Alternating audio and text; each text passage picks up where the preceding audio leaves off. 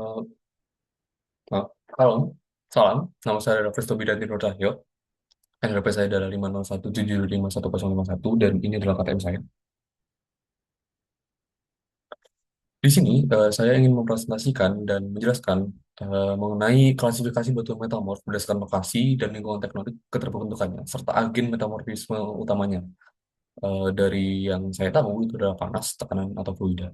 Nah, di sini untuk intinya, kita bisa eh, masuk lagi ke metamorfisme kontak atau kontak metamorfism. Jadi, apa sih sebenarnya kontak metamorfism itu?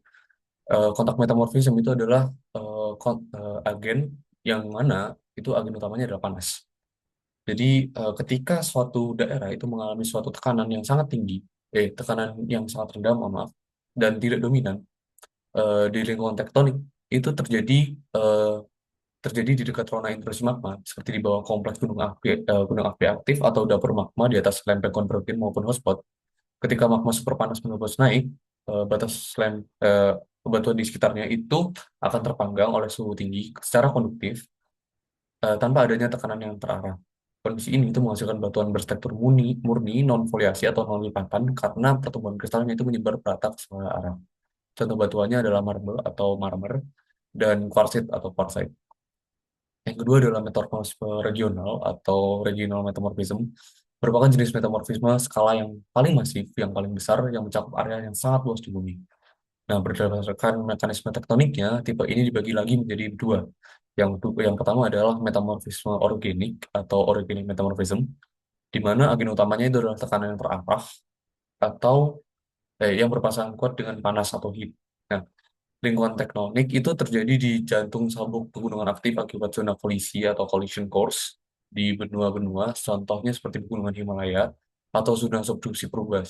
Kompresi tektonik itu mendatar yang sangat dahsyat, memaksa mineral-mineral pipih seperti mika itu menjejerkan diri secara tegak lurus terhadap arah gaya, melahirkan lembaran-lembaran simetrikas yang kita sebut sebagai subfoliasi. Contoh batuan yang berjenjangan, derajat yang dari rendah hingga tinggi itu ada slate, ada fillit, dan sekis, juga gneiss. Lalu B, atau metamorfisme katastrofi beban. Nah, akhir utamanya itu adalah tekanan isostatik sumbu sempurna, jadi confining pressure, akibat beban vertikal batuan di atasnya, jadi batuannya bertumpuk. Nah, disertai dengan peningkatan suhu bertahap sesuai gradien geothermal. Jadi gradien geothermal itu apa? Sedikit melipir dikit. Jadi gradien geothermal itu adalah eh, gradien di mana semakin dalam kita menuju bumi, semakin panas dan semakin tinggi tekanan yang akan kita rasakan.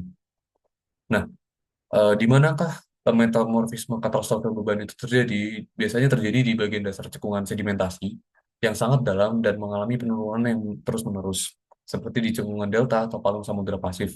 Karena tekanannya merata dari segala arah atau confining, batuan yang dihasilkan itu umumnya tidak berfoliasi kuat, namun memiliki rekristalisasi mineral baru menyusun kedalaman. Contoh batuan geolit berupa jenis batuan metasedimen berbentuk halus, berbutir halus, maaf.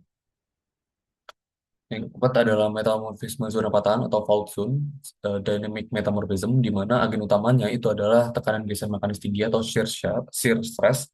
Suhu di lingkungan ini itu relatif rendah, dengan biasanya itu terjadi di sepanjang bidang patahan atau sesar aktif berukuran besar. Seperti sesar San Andreas dan sesar Semangko. Batuan di kedua sisi sesar itu saling bergesekan eh, sehingga menghasilkan energi mekanis yang sangat kuat, menghancurkan dan menggerus butiran-butiran mineral secara fisik tanpa sempat membentuk kristal baru akibat suhu tinggi. Contohnya batuannya itu adalah milamit yang berstruktur tergerus halus dan bereaksi sesar atau fault pressure.